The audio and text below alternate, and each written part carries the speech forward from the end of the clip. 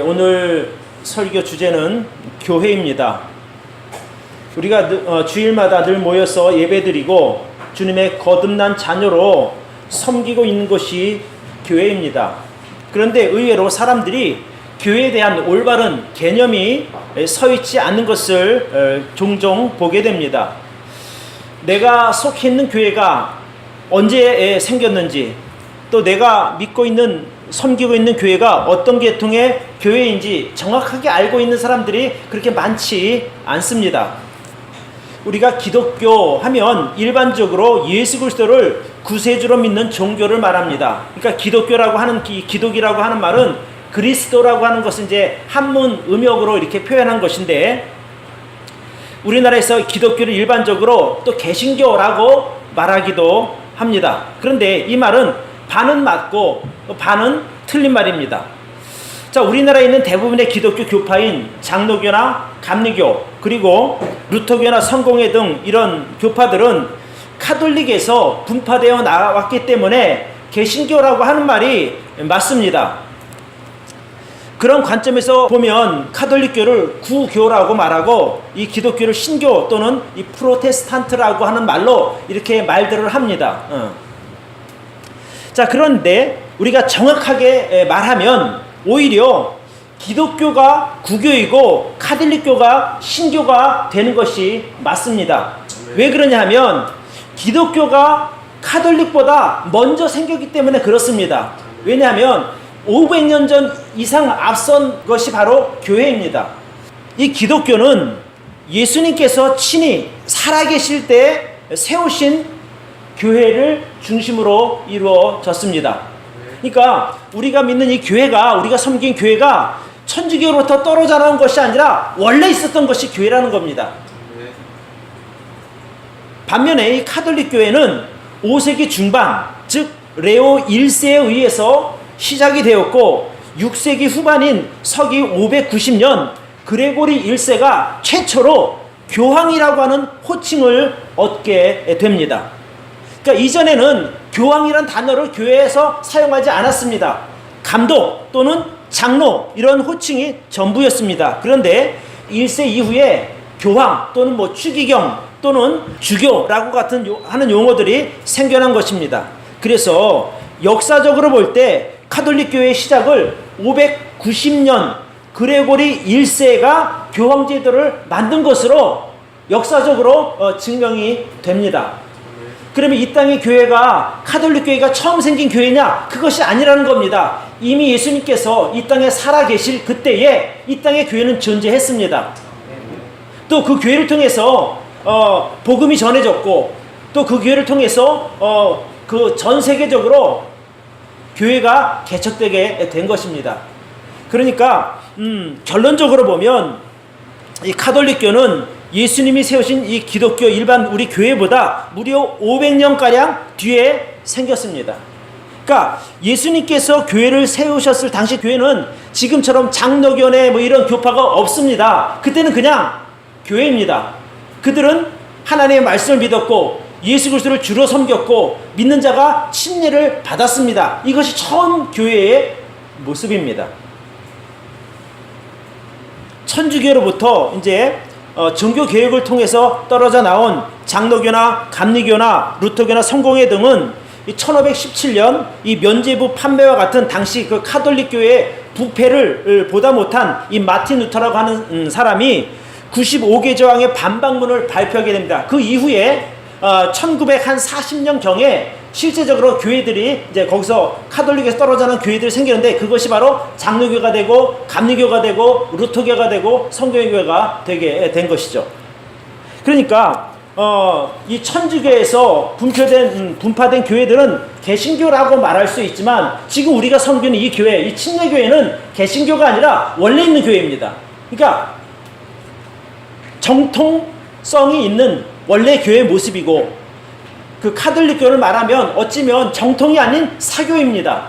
그런데 그 사교를 잘못 사람들이 많이 따르다가 이것이 아니라는 것을 알고 거기서 개혁을 일으켜서 새로 나온 교회가 개신교도들이죠. 그래서 오늘 제가 이 교회에 대해서 바로 알기라고 하는 설교를 통해서 교회가 언제 시작되었는지, 그리고 교회 참된 기능이 무엇인지를 살펴보면서 우리 성도님들이 정말 교회가 얼마나 귀중한 것이고 얼마나 가치 있는 것인지 우리가 어떻게 잘 섬겨야 되는지를 좀 알았으면 좋겠습니다.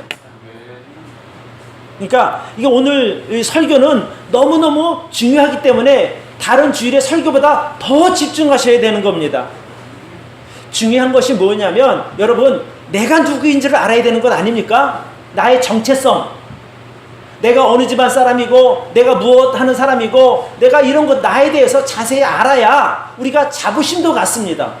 마찬가지로 지금 우리가 섬기는 교회가 어떤 교회인지 천주교 사람들이 말하는, 카톨릭 교회 사람들이 말하는 것처럼 너희는 우리 아류야 이런 우리가 아니라 우리는 원래 예수님께서 핏값으로 세우신 교회 그 자체란 말입니다. 그러니 얼마나 좋은 게 합니까? 그래서 오늘 여러분 꼭 정말 집중하고 들으시기를 바랍니다. 자, 첫 번째 같이 한번 읽어봅시다. 시작. 최초의 교회는 예수 그리스도로부터 시작되었습니다. 여러분, 천주교에서는 교회 시작을 베드로부터 시작되었다고 그래요. 그런데 성경 분명하게 말하고 있기를 교회의 시작은 예수 그리스도입니다. 왜 천주교가 자기들의 첫 교황이 베드로라고 말하는 거 아니? 자기들이 이제 5세기나 6세기나 돼서 이제 실제적인 시작이 된 거나 마찬가지인데 그 늦게 시작되었다 보니까 정통성이라고 하는 것을 찾기 위해서 베드로가 우리의 첫 교황이다 라고 말합니다. 근데 거기에 모순 있는 것은 뭐냐면 베드로는 예수님과 함께 활동했던 사도입니다. 근데 천주교가 5세기 이후에 생겼기 때문에 아니 500년 후에 생긴 사람이 어떻게 교황이 됩니까? 이게 말이 되지 않는 것이란 말입니다. 베드로는 초대교회의 사도입니다. 초대교회에서 말씀을 가르쳤고 복음을 전했던 사람이지 천주교와 아무 연관이 없는 사람입니다. 또 그들이 있는 그 교황청을 베드로의 무덤 위에 세웠다고 말을 하는데 베드로는요 로마에 간 적이 없어요. 성경에 간 근거가 없습니다. 사도 바울은 나중에 간 적이 있지만 베드로는 간 적이 없다는 겁니다. 그런데 어떻게 베드로의 무덤 위에 교황청을 세웁니까? 순전히 거짓말이죠. 그러니까 베드로가 죽은 지 500년 지나 생긴 카톨릭이 어떻게 베드로를 초대 교황으로 세울 수 있다는 말입니까? 이거는 말도 안 되는 억지죠. 자, 카톨릭에서는 오늘 우리가 읽은 본문에 보면 18절입니다. 또 내가 내게 이르노니 너는 베드로라. 내가 이 반석 위에 내 교회를 세우리니 음부의 권세가 이기지 못하리라. 이 구절을 가지고 자기들의 정통성을 주장을 합니다. 그런데 여기서 말하는 내가 이 반석 위에 내 교회를 세운다고 말할 때 이 반석이 누구냐 하면 바로 예수 그리스도를 말합니다. 이 베드로, 즉 이 페트로스, 이 헬라어로 말하면 페트로스인데 이것은 그 조약돌, 이런 작은 돌멩이를 말하고 이 반석은 이 페트라입니다. 그래서 이거는 엄청나게 큰 바위를 말합니다. 여러분 구약을 읽다가 보면 이스라엘 백성들이 출애굽에서 광야에서 목마를 때 하나님께서 반석이 따라다니게 하면서 물을 내신 적이 있어요. 그 반석을 말하는 것이죠. 그러니까 큰 반석, 조약돌이 아니라 엄청나게 큰 반석, 바로 예수 그리스도 위에 교회가 세워진다 이 말씀입니다. 그러니까 그 천주교가 말하는 그 베드로가 자기들 교회의 어떤 첫 번째 교황이고 교회 시작이다, 이것은 성경적으로 근거가 전혀 없는 말입니다. 그러니까 결국에 늦게 생긴 이 카톨릭교가 자기들이 가장 먼저 생긴 교회라고 하는 것을 주장하기 위해서 하다 보니까 결국 베드로를 500년 전 사람을 끌어다가 자기들이 첫 번째 교황으로 말하는 것이죠. 우리 교회와 카톨릭 교회는 사실은 교리 자체가 다릅니다. 우리는 예수 그리스도를 구세주로 믿는 사람들입니다. 그런데 천주교에서는, 카톨릭에서는 마리아가 구세주입니다. 대외적으로는 예수가 구세주라고 말하고 있지만 실제적인 그 교회, 그 카톨릭 안에서의 가르침을 보면 그들은 분명히 명문화되어 있어요. 마리아가 구세주라고 말입니다. 그래서 우리가 알아야 할 것은 우리를 죄와 멸망에서 건져내시고 우리를 거룩하게 하신 분은 베드로가 아니라 바로 예수 그리스도심을 여러분 꼭 기억하시기를 바랍니다. 자, 우리 같이 한번 읽어볼까요? 사도행전 4장 11절 시작. 이 예수는 너희 건축자들의 버린 돌로서 집 모퉁이의 버릿돌이 되셨느니라. 그러니까 교회의 터가 어디에 세워졌냐? 바로 예수 그리스도가 하는 이 반석 위에 세워졌다는 겁니다. 또 고린도전서 1장 2절에 보면 이런 내용이 있습니다. 고린도에 있는 하나님의 교회 곧 그리스도 예수 안에서 거룩하여지고 성도라 부르심을 입은 자들과 또 각처에서 우리 주 곧 저희와 우리의 주 되신 예수 그리스도의 이름을 부르는 모든 자들에게 이렇게 말하고 있거든요. 그러니까 교회 시작부터 운영되는 모든 것이 예수 그리스도를 통해서 이루어지는 것을 우리는 알 수 있습니다. 어디서라도 베드로가 교회의 머리다, 교회의 첫 번째 교황이다, 이런 이야기는 성경에 나오지도 않는다는 겁니다. 다시 한번 말씀드리지만 예수님께서 세우신 교회는 카톨릭 교회가 아니라 바로 우리가 믿는, 우리가 섬기는 이런 침례의 교회입니다. 그러니까 예수님께 처음 교회를 세우실 때 다시 말씀드리나 어떤 교파도 없었어요. 그죠? 예루살렘 교회, 안디옥 교회, 이런 교회들이 있었지 무슨 장로교, 무슨 침례교 이런 거 전혀 없어요. 그냥 교회라는 겁니다. 그리고 그 교회에서는 모든 믿는 성도들에게 침례를 베풀었습니다. 그때는 유아 세례 없었습니다. 저는 여러분들이 성경을 읽을 때 아마 여러분 책엔 거의 다 침례가 세례로 써 있을 거예요. 그죠? 근데 가능한 한 의식하시고 세례라 읽지 마시고 침례라 읽으시기를 바랍니다. 그러니까 당시 예수님도 물에 잠기는 침례를 받으셨고 또 예수님도 물에 잠기는 침례를 베푸신 거예요. 제자들 다 그렇게 베풀었습니다. 그때는 여자 집사도 없었습니다. 권사 직분도 없었습니다. 교회 직분은 오직 목사와 집사입니다. 그리고 그것이 남자에게만 한해서 주어졌습니다. 그리고 이 교회 직분은 계급이 아닙니다. 여러분 디모데전서 3장을 펴시기를 바랍니다. 한 번쯤은 짚고 넘어가야 할 부분입니다. 3장 1절부터 봅니다. 여기는 이제 감독 즉 목사에 관한 자격입니다. 미쁘다 이 말이요 진실하다 이 말이요 사람이 감독의 직분을 얻으려 하면 선한 일을 사모한다 하미로다. 그러므로 감독은 책망할 것이 없으며 한 아내의 남편이 되며 절제하며 근신하며 아담하며 나그네를 대접하며 가르치기를 잘하며 술을 즐기지 아니하며 구타하지 아니하며 오직 관용하며 다투지 아니하며 돈을 사랑치 아니하며 자기 집을 잘 다스려 자녀들로 모든 단정함으로 복종케 하라는 잘해야 할지니 사람이 자기 집을 다스릴 줄 알지 못하면 어찌 하나님의 교회를 돌아보리요.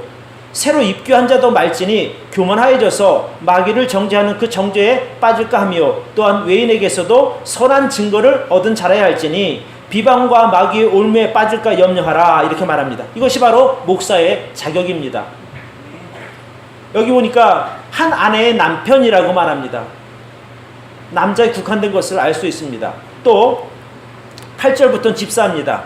이와 같이 집사들도 단정하고 일구이연하지 아니하고 술에 인박이지 아니하고 더러운 일을 탐하지 아니하고 깨끗한 양심에 믿음의 비밀을 가진 자라야 할지니 이에 이 사람들을 먼저 시험하여 보고 그 후에 책망할 것이 없으면 집사의 직분을 하게 할 것이요 여자들도 집사의 아내들도 이와 같이 단정하고 참소하게 하지 말며 절제하며 모든 일에 충성된 자라야 할지니라. 집사들은 한 아내의 남편이 되어 자녀와 자기 집을 잘 다스리는 자일지니 집사의 직분을 잘한 자들은 아름다운 지위와 그리스도 예수 안에 있는 믿음에 큰 담력을 얻느니라. 여러분 이 집사 직분도 상당히 차원이 높은 것을 보게 됩니다. 그러니까 목사 직분이나 집사 직분이나 별반 다름이 없어요. 거의 같은 수준이에요. 똑같이 한 아내의 남편이 되어야 될 줄로 믿습니다.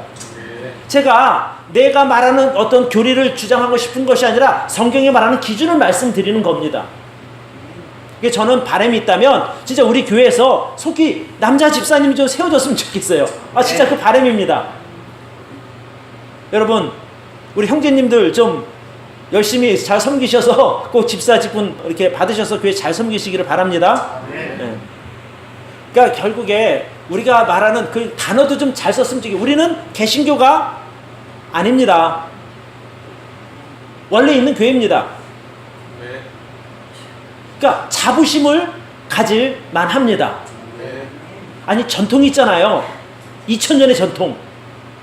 만약에 우리가 개신교라면 16세기에 생긴 거란 말이죠. 1500년 되니까. 그러면 지금 몇백 년 안 됐잖아요. 한 500년 됐나요? 그 종교개혁 500주년 이렇게 얘기하죠. 근데 우리는 종교개혁을 통해서 생긴 교회가 아니라 원래 예수님 시대부터 있었던 교회, 그 믿음을 전승받은 그런 교회라는 것을 여러분 꼭 기억하시기를 바랍니다.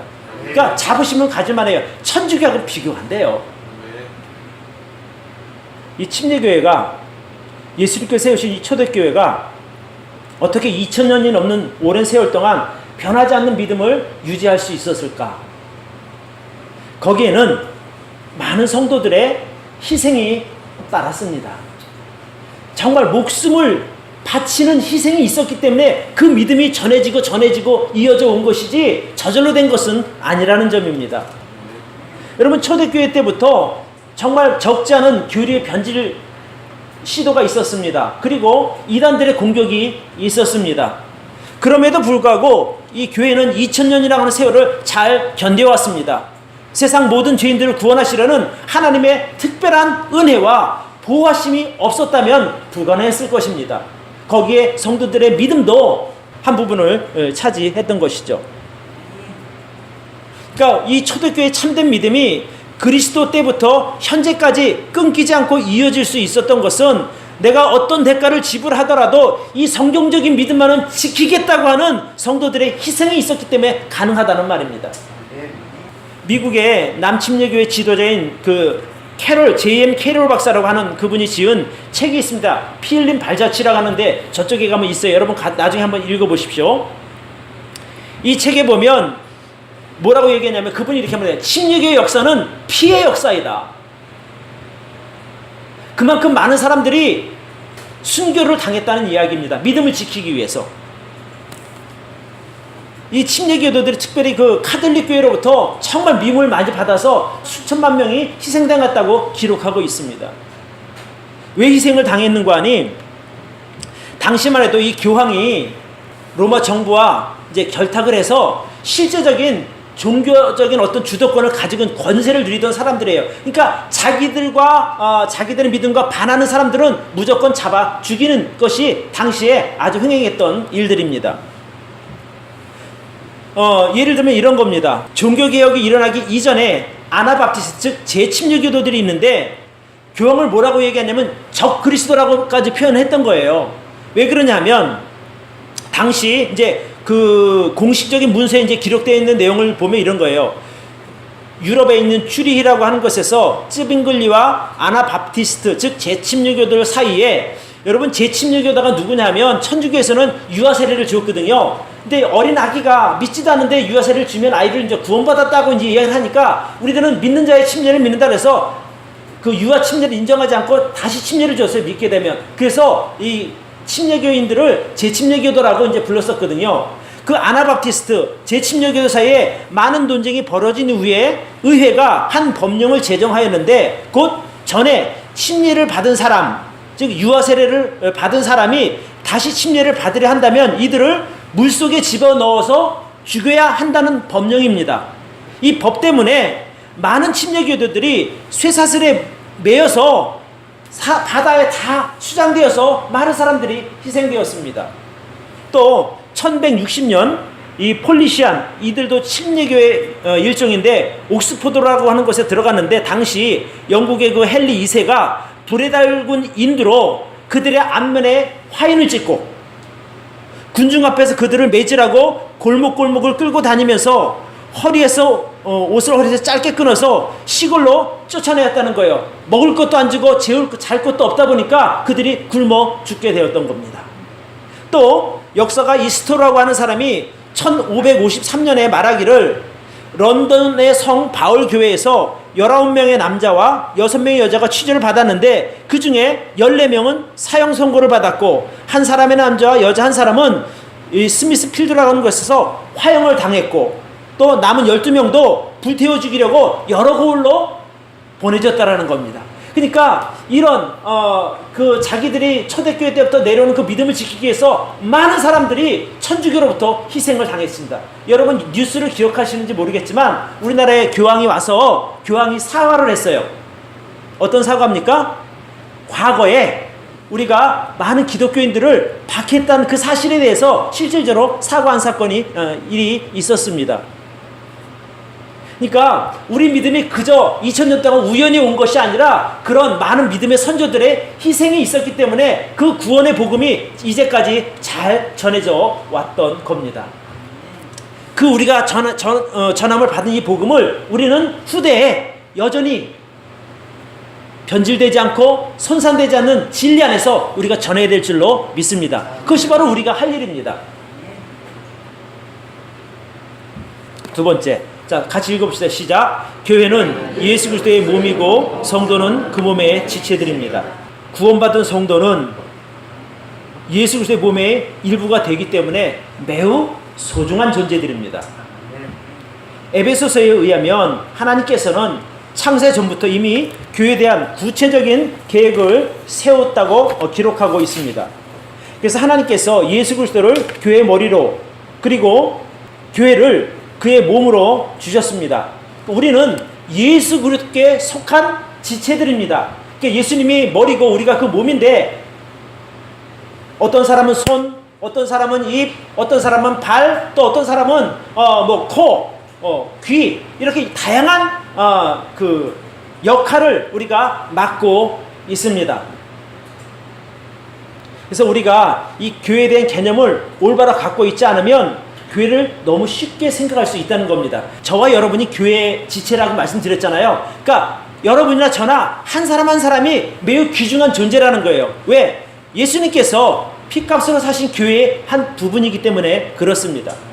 여러분 몸 중에 귀중하지 않은 부분이 있습니까? 아니 나 이건 좀 필요 없어도 되겠어. 혹시 그런 부분 있으세요? 조금 남보다 이쁘지 않더라도 본인에게는 너무나 중요한 기관입니다. 그렇죠? 어떤 사람은 코가 좀 낮다고 해서 좀 보기 싫어. 근데 이거 없으면 안 된단 말입니다.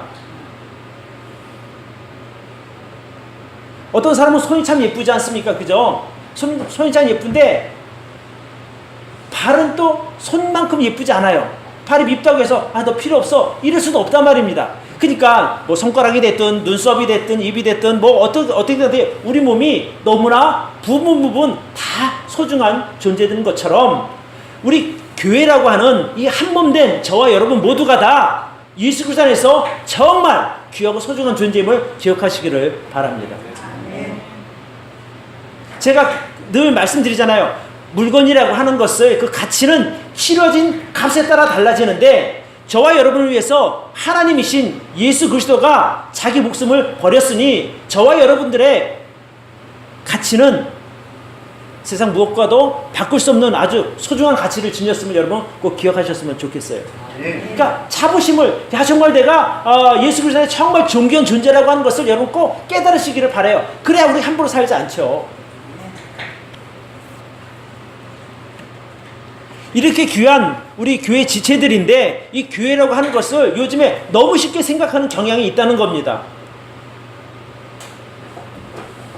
마치 무슨 사교 클럽 이렇게 드나들듯이 교회 드나드는 사람 있어요. 필요할 때 내가 가고 내가 좀 바쁘면 안 가기도 하고.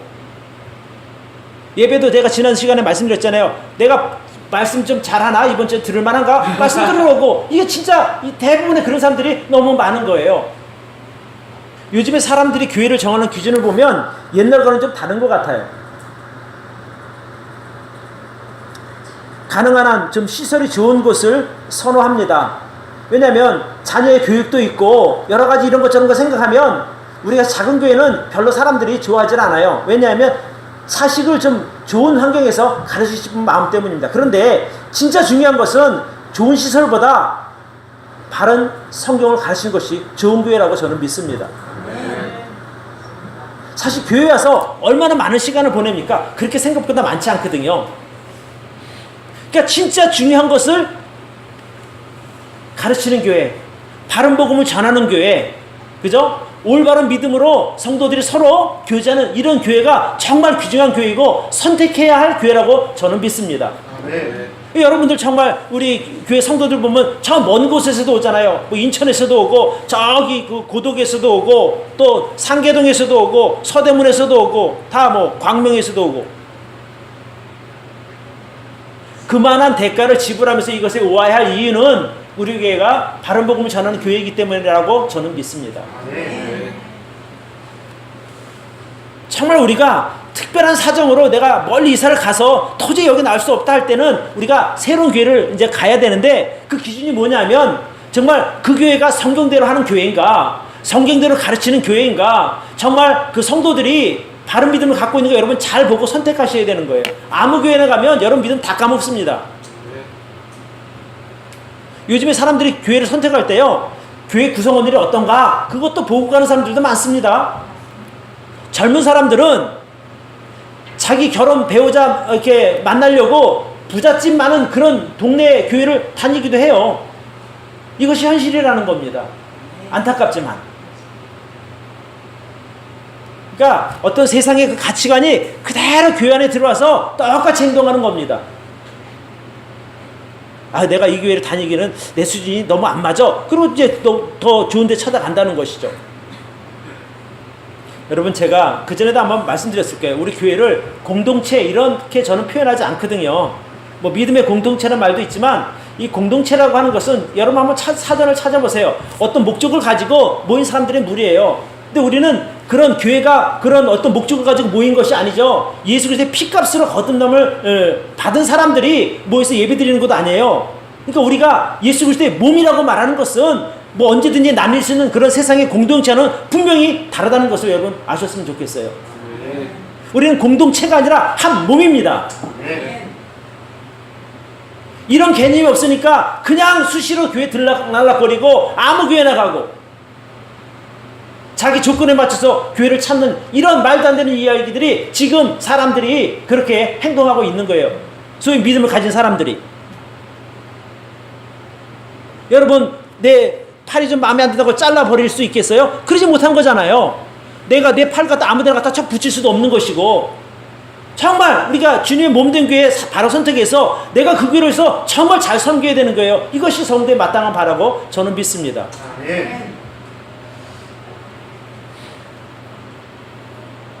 교회 성도가 되는 자격은요, 딱 한 가지입니다. 하나님 앞에 죄를 회개하고 예수를 영접한 거듭난 성도가 교회 성도의 자격이 될 줄로 저는 믿습니다. 그러니까 분명 구원의 확신 없으면 교회 성도라고 말할 수 없는 거예요. 아, 물론 교회 와서 예배를 드릴 수는 있죠. 그러나 내가 과연 주님의 몸된 교회에 붙여진 사람인가? 여러분 잘 기억하시기를 바라요. 그러니까 내 마음속에 예수 그리스도를 모신 사람만이 교회의 지체가 되는 겁니다. 자, 로마서에 보면 이런 말씀이 있어요. 같이 읽어볼까요? 시작. 만일 너희 속에 하나님의 영이 거하시면 너희가 육신에 있지 아니하고 영에 있나니 누구든지 그리스도의 영이 없으면 그리스도의 사람이 아니라. 여러분, 여러분 마음속에 예수님이 안 계시면 여러분 구원받은 거 아니에요. 교회 지체가 아니란 말입니다. 여러분, 요즘에 어떤 사람들 그렇게 해요. 나 그게 등록교인이냐? 세상에 등록교인이라는 게 성경에 어디 나왔어요? 없어요. 네 안에 예수 그리스도가 있느냐? 그럼 너는 교회 지체고, 없어? 그러면 아니에요. 그것을 자꾸 이상하게 보면 등록교인 저희는 등록 언제 안 받았어요. 진짜로 안 받았어요. 내가 정말 구원받은 거 확실하고 내가 이 교회 성도가 되겠다. 여러분 오셨으니까 이 교회 성도이지 제가 언제 서류상으로 받았어요? 그런 거 없어요.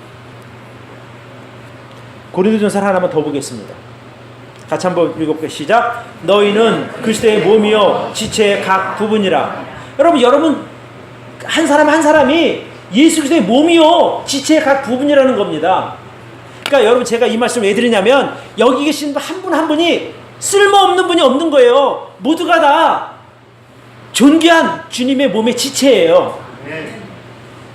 그러니까 여러분이 하나님 앞에 죄를 회개하고 있으면 영접함으로 인해서 여러분은 예수님의 몸의 일부가 된 것이지, 아이 나는 뭐 돈도 없고 나는 뭐 교회 하는 일도 없고, 그게 아니란 말이에요.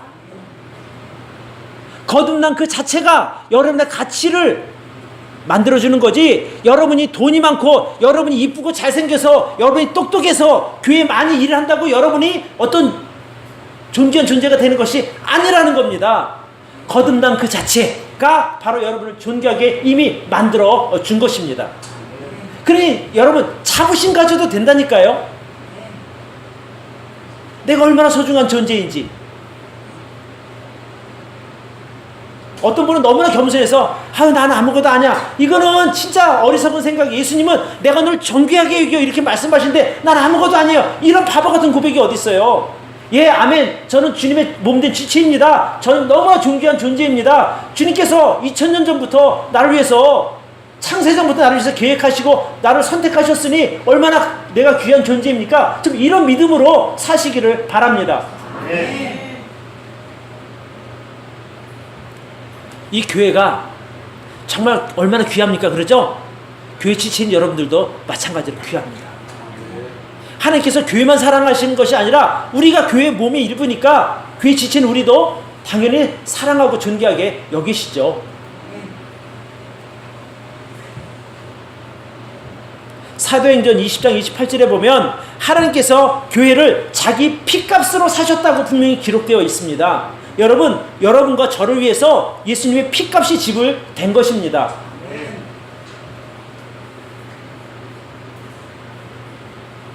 자, 그러면 우리 한 몸 된 성도가 그럼 어떻게 살아야 하나? 여러분, 우리 서로를 존귀하게 여기시기를 바랍니다. 많은 교회 문제가 생기는 경우를 보면 대부분의 성도 사이에 내가 너보다 낫지 이런 생각이 있을 때 교회 문제가 생기는 거예요. 아이 쟤는 왜 저럴까? 이런 마음이 생기면 문제가 생기기 시작하는 거예요. 자, 여러분, 우리 성도 여기에 있는 모든 분들은 각기 자란 환경도 달라요. 그죠? 성격도 다르고 또 하고 있는 그런 처해 있는 입장도 분명히 다릅니다. 또 다른 가치관을 가지고 자란 사람들입니다. 그러니까 서로 다를 수밖에 없고, 그죠? 그러니까 우리의 서로 다름의 문제는 옳고 그름의 문제가 아니고 그냥 다름 그 자체입니다. 아, 하나님께서 저 사람도 구원해 주셨네? 하나님께서 이런 사람도 구원해 주셨네? 하나님이 언제 자격 따졌어요? 그러지 않은데 우리가 그 사람을 판단할 필요가 없어요. 그죠? 하나님이 저 사람 구원했으니 저 사람이 나보다 더 나은가 보다 이렇게 생각하시면 간단합니다. 여러분, 빌립보서 2장을 펴보시기 바래요. 빌립보서 2장 1절부터 봅니다. 그러므로 그리스도 안에 무슨 권면이나 사랑에 무슨 위로나 성령의 무슨 교제나 긍휼이나 자비가 있거든 마음을 같이하여 같은 사랑을 가지고 뜻을 합하여 한 마음을 품어서 아무 일에, 우리 3절을 같이 읽어봅시다. 3절 4절 시작. 아무 일에든지 다툼이나 허용으로 하지 말고 오직 겸손한 마음으로 각각 자기보다 남을 낮게 여기고 각각 자기 일을 돌아볼 뿐더러 또한 각각 다른 사람들의 일을 돌아보아 나의 기쁨을 충만케 하라. 여기 뭐라고 말합니까? 오직 겸손한 마음으로 저 사람보다 내가 더 낫다고 여기라고요? 아니에요. 나보다 저 사람을 더 나은 사람으로 여기라는 겁니다. 그러니까 다른 사람을 볼 때 아, 저 사람이 나보다 훌륭한 성도님 이렇게 여러분 생각하시길 바래요. 아, 예수님이 그렇다는데 우리가 그렇게 믿어야 되지 않겠어요?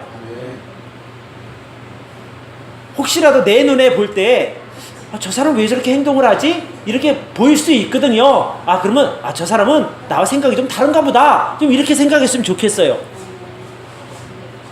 아, 저 사람은 저럴 때 저렇게 표현하는구나. 그러니까 그게 다른 거지 잘못된 것이 아니라 말이에요. 다 나랑 똑같이 일을 원한다면 여러분 여기서 바른 사람이 누가 있겠어요? 아무도 없어요. 근데 성경은 말하기를 너보다 저 사람이 더 낫다고 여겨. 그러면 아무 문제 없어. 이렇게 말하고 있단 말이죠. 어떻게? 겸손한 마음으로.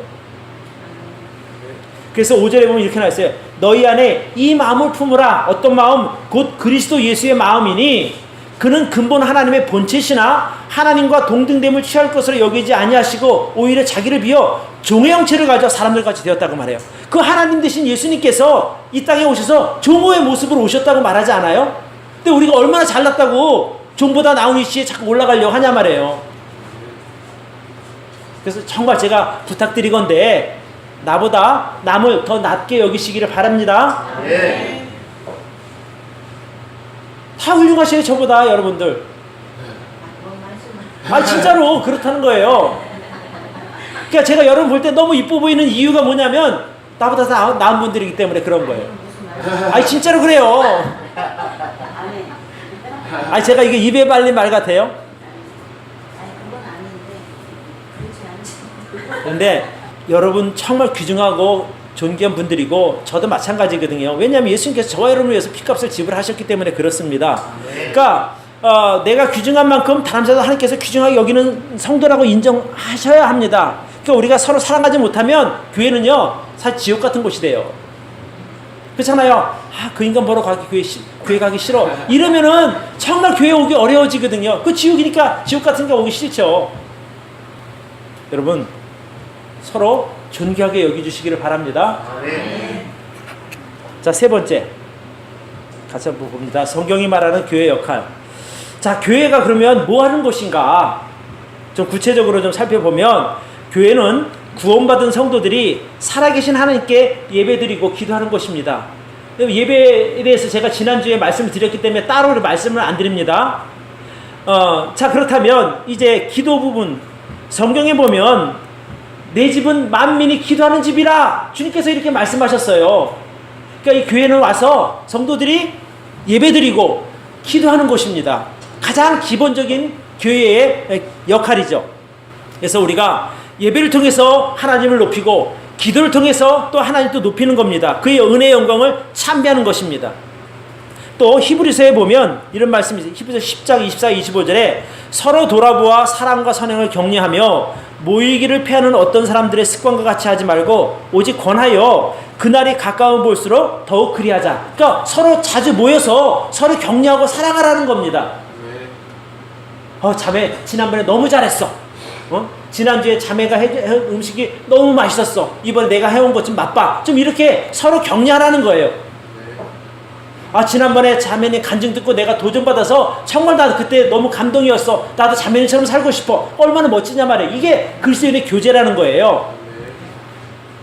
그러니까 여러분의 삶 가운데 있는 하나님께서 역사하신 그 일들, 또 내게 베풀어진 은혜들을 서로 자랑하는 거예요. 그러니까 내 자랑이 아니라 하나님의 은혜를 자랑해야 합니다. 이게 그리스도인의 교제예요. 그러니까 우리 그리스도인의 교제가 세상 사람들의 모임과 다른 이유는 세상 모임에서는 자기 자랑해야 합니다. 자기 PR 시대니까 그렇죠. 내가 이번에 큰 돈 벌었어. 내가 이번에 수술했더니 너무 이뻐졌어. 뭐 자랑해도 돼요. 그죠? 그렇잖아요.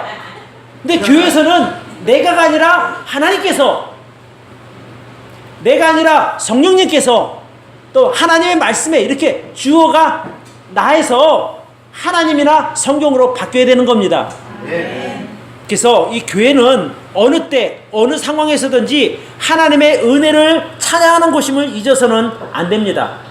근데 그래도 왜 그런 거 있잖아요. 그래도 자랑하고 싶어. 너무 미치겠어. 그럴 때는 어떻게 했냐면 여러분 교회에서 말고 내가 자랑하고 싶은 사람들을 밖으로 불러요. 어디로 보냐면 맛있는 음식점으로. 그래서 거기 초대를 해서 거기서 맛있는 거 사주면서 내가 자랑하고 싶은 것을 거기서 말하는 거예요.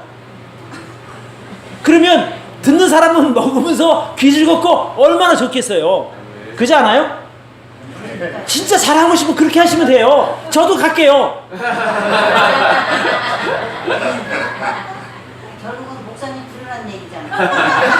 아니 자랑하고 싶거들랑. 왜 그렇잖아요. 우리 살다 보면 내 자식 자랑하고 싶고 내 손자 자랑하고 싶고 남편 자랑하고 싶고 내 자랑하고 싶잖아요. 그럴 때 교회에서 하면 다른 사람들 이렇게 하나님 은혜 나눠야 되니까 그때 좀 참으셨다가 전화하세요. 아니면 우리 내일 만날까? 그래서 내일 만나서 저 간다니까요. 저 특별한 일 없으면 가서 들어드릴게요. 알겠습니다. 네. 그래서 교회에서 자랑하지 마시고 밖에서 자랑하시는 여러분 되길 바라요. 밖에서 그 음식 준비해놓고 거기서 예수님 자랑하면 더 잘하는 거예요. 그죠? 그렇잖아요. 내가 진짜 하나님께 입은 은혜가 너무 감사해서 내가 그냥 있을 수가 없어서 내가 자기들 초청했어. 우리 맛있게 먹자. 그리고 같이 기뻐해 주자. 좀 이렇게 얘기하세요. 얼마나 좋아요. 그죠? 또 한 가지 제가 여러분 이거 진짜 중요한 거예요. 교회 안에서 절대 돈고래하지 맙시다. 진짜 부탁해요. 내가 돈이 많은데 저 사람 정말 어려워요. 그러면 그냥 받을 생각 말고 그냥 주세요. 그거는 좋아요. 맞아요. 진짜 어렵더라도 성도한테 다 돈 좀 빌려 이러지 마시고 하나님께 기도하세요. 그게 낫습니다. 왜냐면 잘못하면 돈 잃고 사람 잃고 여러분 교회까지 잃어버려요. 그러니까 제발 또 진짜 내가 진짜 어떤 특별한 방법을 통해 진짜 저랑 또 안 도와주면 안 되겠다면 저를 통해서 하세요. 예전에 한번 교회 저 모르게 돈 거래하다가 교회 한번 진짜 어려운 겪은 일이 있었어요. 그때도 제발 그러지 말라고 얘기했는데 아니 나를 빼놓고 모르게 하는데 제가 방법이 있어야죠. 그러니까 여러분 절대 성도 간에 돈 거래하지 마시고 진짜 어려우면 도와주세요. 그냥 주세요. 어때요? 같은 지체고 주 안에 형제 자매니까 도움만 하잖아요. 남에게 사기도 당해서 돈도 뜯기는데 불쌍한 사람 도와주면 얼마나 성도 도와주면 얼마나 좋아요. 진짜 좋은 일이거든요. 또 한 가지 돈 거래하지 말고 장사하는 거 하지 마세요. 내가 대형 슈퍼를 해. 그러면 같은 성도니까 가서 의미로 그런 거 아니란 말이에요. 그냥 편하게 근데 내가 정말 필요하다 할 때 그냥 가서 사면 되잖아요. 그러니까 교회 안에서 장사를 목적으로 만나지 말라는 말이에요. 아니 내가 뭐 슈퍼도 할 수 있고 또 다른 거 다 할 수 있는데 필요하면 요청할 수 있죠. 근데 그 판매하는 사람이 그걸 가지고 와서 이거 한번 해봐 써봐 막 이러면 그거 거절하기도 정말 어렵단 말이에요. 그러니까 그런 거 하지 말라는 거예요. 저한테 가끔 전화가 오는데 뭐 서울대학교 여기 무슨 연구실입니다. 이번에 우리가 좋은 제품 있는데 제가 성도들에게 가서 좀 설명 좀 하고 싶어요. 이런 이야기가 와요. 그럼 제가 뭐라 그러는 줄 아세요? 예, 그러면 어차피 우리 교회에서는 이렇게 장사나 이런 거 안 하게 돼 있으니까 저에게 그 물건 보내주시면 제가 성도님께 설명해서 나눠드릴게요 이래요. 근데 그들은 절대 안 와요. 제가 교회 안에서 바자회도 안 합니다. 왜 그러냐면 교회 본질은 예배하는 곳이고 기도하는 곳이지 사람과 사는 걸 격려하는 것이지 장사하는 것이 아니라는 거예요. 예수님이 내 집이 만민이 기도하는 집인데 너희가 장사를 해서 그 재물 팔고 돈 바꿔주는 사람들 상을 죄다 걷어찼어요. 예수님이. 그 선하신 예수님이 얼마나 화가 났으면 그랬냔 말이에요. 그러니까 절대 다시 말씀드립니다. 성도 간에 절대 돈 거래하지 마세요. 그냥 주세요. 그게 좋잖아요. 자식한테 뭐 각서 받고 돈 줘요? 뭐 나중에 야 나 돈 생겨서 고마워 내가 진짜 나 그때 너무 필요했는데 고마워 돌려주면 그래 고마워 받으면 되고 그런 마음으로 그냥 주는 마음으로 주는 거 외에는 절대 빌리고 그런 거 하지 말라는 거예요. 서로 어려워져요. 차라리 정말 힘들면 하나님께 기도하세요.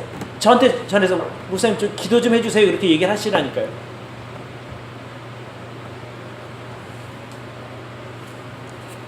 서로 이렇게 상대방에게 부담 주지 않도록 교회가 서로 이렇게 어려워지지 않도록 꼭 여러분 이렇게 좀 도와주시기를 바라요. 네. 또 교회 관리 중요한 일이 뭐냐면 바로 복음을 전하는 일입니다. 또 성경을 바르게 가르치는 일입니다. 그러니까 교회가 가장 예배 말고 중요한 역할이 뭐냐면 지옥 형벌이 예정되어 있는 죄인들에게 복음을 전해서 그들이 천국 가도록 도와주는 역할 아닙니까? 이거보다 중요한 역할이 어디 있겠어요? 제대로 된 이 성경적인 복음을 전해서 그 죄인들로 하여금 회개하게 하고 믿음을 통해서 예수님을 만나게 해서 하나님의 자녀로 거듭나게 하는 이것이 교회의 중요한 사역입니다. 그래서 우리 교회도 그런 거예요. 정말 우리가 숫자 늘리는 것이 목표가 아니라 바른 복음 전해서 영혼들을 거듭나게 해서 천국 백성으로 만드는 이 일에 우리가 여러분 기도하시고 노력하시기를 바랍니다. 아멘. 마태복음 28장 19절 20절에 보면 그러므로 너희는 가서 모든 족속으로 제자를 삼아 아버지와 아들과 성령의 이름으로 침례를 주고 내가 너희에게 분부한 모든 것을 가르쳐 지키게 하라. 볼지어다 내가 세상 끝날까지 너희와 항상 함께 있으리라 하시니라. 이렇게 말합니다. 그러니까 예수님께서 마지막으로 제자를 주신 그 지상 사명, 그러니까 세상에서 가장 존귀한 사명이 뭐냐?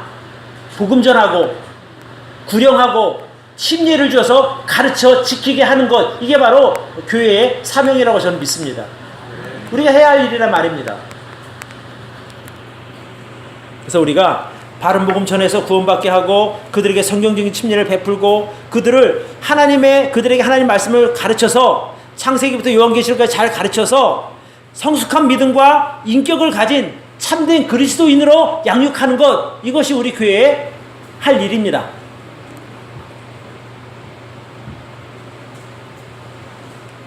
또 교회의 중요한 기능 중에 하나가 뭐냐면 믿는 성도들을 예수님께서 재림하시는 그날까지 안전하게 보호하는 역할도 교회의 역할입니다. 그러니까 믿음에서 이탈하지 않도록 우리가 잘 보호해야 합니다. 그러니까 이단의 유혹이나 이런 데 우리가 성도들을 보호하는 것이 교회의 중요한 일이란 말입니다. 그리고 세상에서 힘들고 지친 영혼들을 우리가 잘 보듬어서 그들이 영적으로 육적으로 회복할 수 있도록 돕는 것도 교회의 중요한 역할 중에 하나입니다. 예수님께서 그렇게 말씀하셨죠. 마태복음 11장 28절에 수고하고 무거운 짐진 자들아 다 내게로 오라 내가 너희를 쉬게 하리라 라고 말씀하셨잖아요. 그래서 교회가 성도들의 참 쉼이 있는 교회, 또 성도 간에 서로 위로하고 사랑이 있는 교회, 하나님의 말씀을 통한 회복이 있는 교회, 이런 교회가 정말 좋은 교회입니다. 그리고 우리 교회도 그런 교회가 되어야 될 줄로 믿습니다. 그러니까 여러분들의 도움이 필요한 겁니다. 저 혼자 할 수 없잖아요. 아까 교회는 우리가 한 몸이라고 했으니까 서로 협력해서 그 일을 우리가 이루어가야 될 줄로 믿습니다.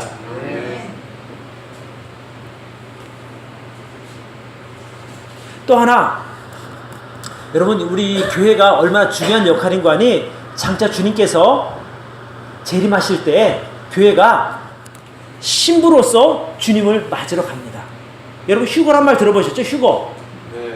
그러니까 그 고린도 후서에 보면 같이 한번 읽어볼까요? 시작. 내가 하나님의 열심으로 너희를 위하여 열심을 내노니 내가 너희를 정결한 처녀로 한 남편인 그리스도께 드리려고 중매함이라. 그러니까 교회가 예수 그리스도를 남편으로 맞으러 가는 거예요.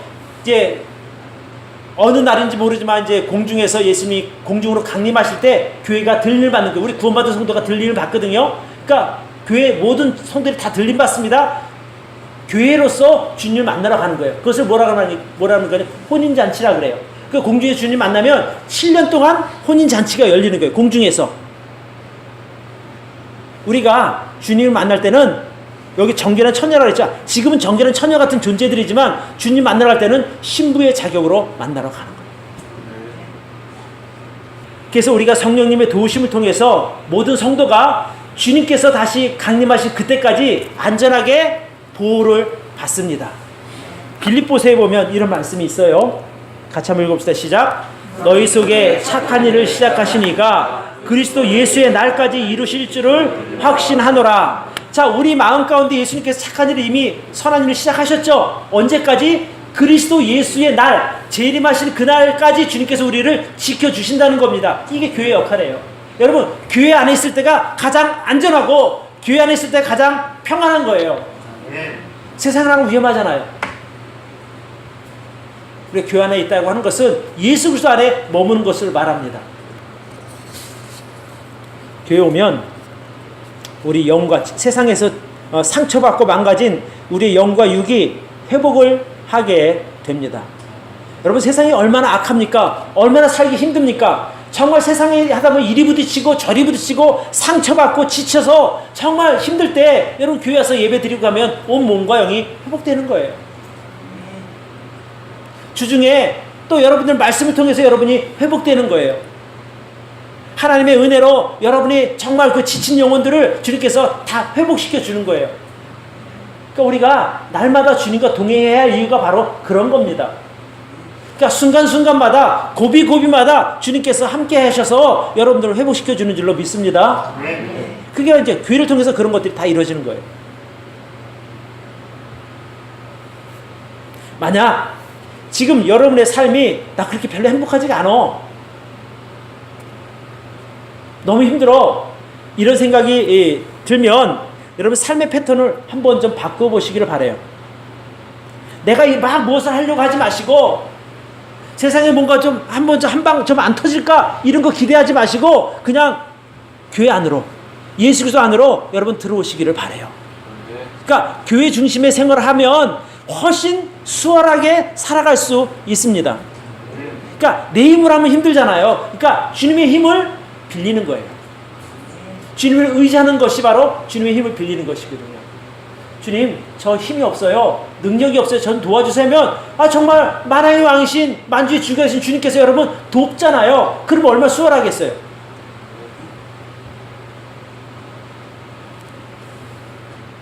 구약 성경에 보면 이스라엘 백성들이 가장 행복했던 때가 언제냐면 그들이 가나안 땅에 들어가서 행복한 게 아니에요. 그들이 가장 행복했던 때는 출애굽에서 가나안 들어가기 전까지 그 40년의 광야 생활 때가 가장 행복했어요. 그들은 일하지 아니해도 됐고 그들이 전쟁 스스로 하지 않아도 됐고 하나님께서 거기서 모든 것 다 공급해 주신 거예요. 그때가 제일 평안한 때였다니까요. 그때에 그 이스라엘 백성들의 움직임 중심에 무엇이 있었는 거 아니? 바로 성막이 있었어요. 성막. 하나님께서 임재하신 그곳. 그러니까 그들이 성막을 중심에 놓고 백성들이 항상 움직였다는 거예요. 그러니까 결국 성소 중심의 생활, 또 우리는 교회 중심의 생활을 할 때에 우리 삶이 평안하게 될 줄로 저는 믿습니다. 자, 오늘 제가 교회에 대해서 여러 가지 많은 설명이 됐어요. 교회가 언제 시작되었고 또 어떤 과정을 통해서 발전했고 이제 지금 이 시대까지 어떻게 복음이 전해졌는지 자세히 설명했거든요. 제가 이제 복습해 볼게요. 최초 교회는 누구부터 시작되었다고요? 예수님으로부터 시작되었어요. 우리 교회가 카톨릭에서 나온 개신교 아니에요. 원래 예수님께서 세우신 초대교회 때 그 교회의 그 모습 그대로 유지되어 온 거예요. 믿음의 계승을 통해서.